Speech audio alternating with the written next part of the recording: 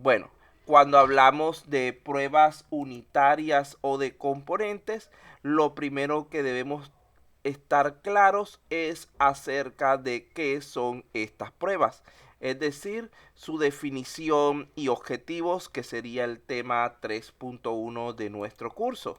Fíjense que cuando hablamos de pruebas unitarias, decimos que son las primeras evaluaciones a las que se somete el software, verificando sus componentes en forma independiente. Es decir, este tipo de pruebas unitarias se realiza sobre cada módulo del software de manera individual, siendo su objetivo el comprobar que el módulo, entendido como una unidad funcional independiente del programa, esté correctamente codificado.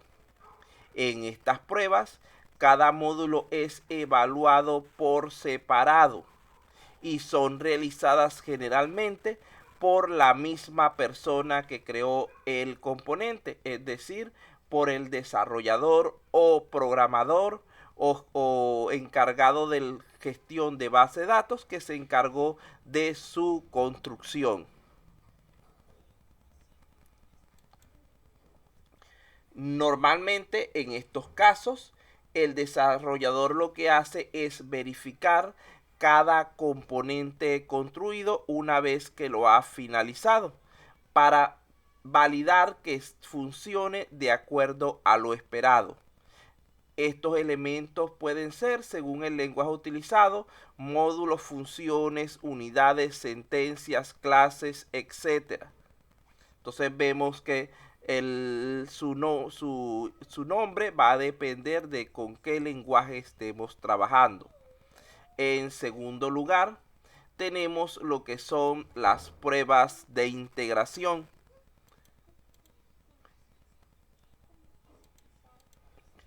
Este tipo de pruebas lo que buscan es validar que el software, a través del recorrido de varias interfaces y casos de uso, tomando en cuenta que la salida de un componente será la entrada del otro. ¿Qué significa esto?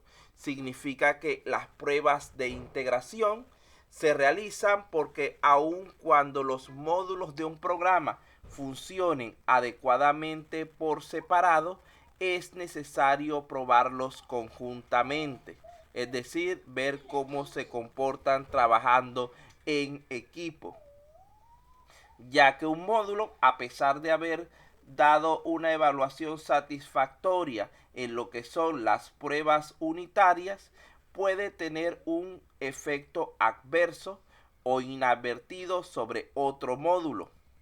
Las subfunciones, cuando se combinan para construir la función total, pueden no producir ese efecto principal que se está deseando. Entonces debemos hacer diversas pruebas para verificar dicha comunicación entre elementos. Además, la imprecisión que aceptamos muchas veces en las pruebas unitarias de manera individual puede crecer hasta niveles inaceptables al combinar los diversos módulos.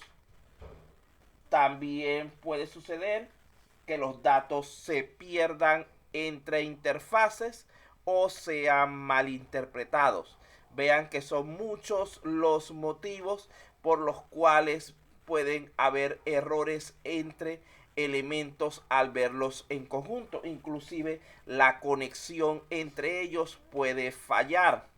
Por lo tanto, es necesario siempre probar el software ensamblando todos los módulos, pero estos deben haber sido probados previamente de manera intensiva a través de las evaluaciones de tipo unitaria. ¿Por qué? ¿Por qué deben hacerse estas evaluaciones en orden?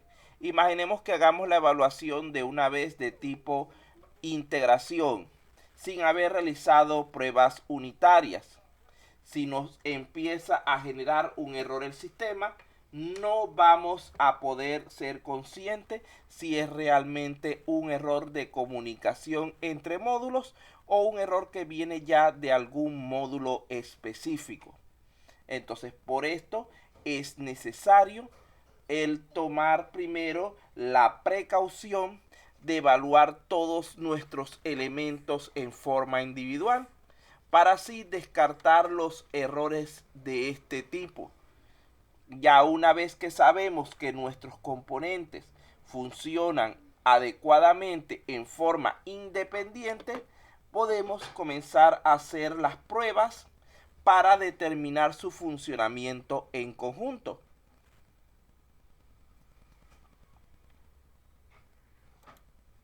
Por ello, una vez concluidas las pruebas unitarias y estando ya seguros de que los componentes funcionan adecuadamente en forma independiente, es que podemos ejecutar las pruebas de integración de todos o al menos de la mayoría de los elementos vinculados, para así verificar que los componentes operen correctamente en forma continua, conjunta. Allí tenemos lo que sería nuestro segundo tipo de pruebas. Ahora bien, cuando hablamos del tercer tipo de pruebas, que son las pruebas de sistema o de colaboración, estamos hablando de que son pruebas que se inician, que dan inicio a lo que es las evaluaciones de parte del usuario. En las dos pruebas anteriores el usuario no tenía participación, sino que era el desarrollador y su equipo quienes evaluaban el sistema antes de presentárselo al usuario o cliente. Entonces, estas pruebas del sistema permiten, además de verificar todos los elementos que ya habíamos nombrado, los cuales son de tipo interno, permiten la verificación de la comunicación externa, es decir, de la transferencia de información entre nuestro sistema y cualquier elemento o aplicación fuera de él que pueda ser requerida. Esto incluye, por ejemplo, componentes como impresoras, incluye conexiones si hace falta con bancos, si estamos con un software de ventas, incluye cualquier tipo de conexión externa que podamos requerir. Vean que en el caso de las pruebas del sistema, vamos a evaluar tanto a nivel de software externo como de hardware externo. Dentro del software podemos incluir lo que es el sistema operativo, porque es una plataforma básica que siempre vamos a requerir para cualquier tipo de sistema que estemos diseñando. En segundo lugar, tenemos cualquier tipo de elemento que se pueda comunicar con nuestro sistema de tipo software. Por ejemplo, correos electrónicos, acceso a páginas web, diferentes tipos de redes sociales, archivos en red y bases de datos. En la parte del hardware debemos verificar las conexiones o la interacción con dispositivos de tipo móvil como celulares, lo que es la conexión con el router y con los equipos de nuestra red interna, conexiones con lo que es distintas plataformas y dispositivos utilitarios como laptop e impresoras. Estas pruebas de sistema sirven además de para validar que todas las funciones y componentes internos del sistema colaboran correctamente, también el funcionamiento del sistema o las interacciones del sistema con su entorno, es decir, los elementos externos como todos los nombrados anteriormente, base de datos, comunicación con terceros, dispositivos de entrada y salida, etc. Estas pruebas se ejecutan una vez culminadas las pruebas de integración. Y recuerden que para hacer las de integración ya debemos haber hecho las unitarias, porque es un esquema secuencial de pruebas. A diferencia de las pruebas unitarias y de integración, este tipo de pruebas se realizan desde el punto de vista del usuario y ya no desde la perspectiva del desarrollador. Es decir, son pruebas que se planifican como pruebas de caja negra, pruebas donde el código, el funcionamiento interno del sistema está oculto o se realizó una abstracción de él para poder hacerlas desde una perspectiva del usuario. Recuerden que al usuario de cualquier sistema no le interesa que ustedes le muestren cómo trabaja internamente cada componente. Él lo que quiere en sí es que el programa dé el funcionamiento, los resultados esperados. Por lo tanto, él solamente se limita a ingresar valores de entrada y a verificar los resultados o salidas obtenidos.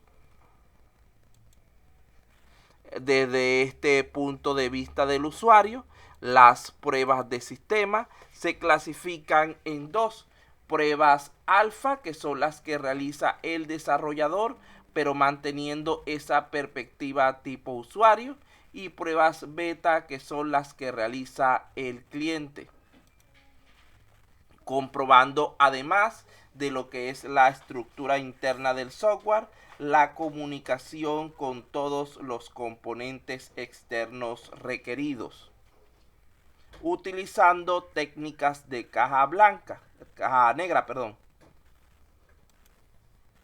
Por último, en cuanto a lo que son las diversas pruebas que estamos tratando de estudiar, tenemos las pruebas de aceptación o funcionabilidad.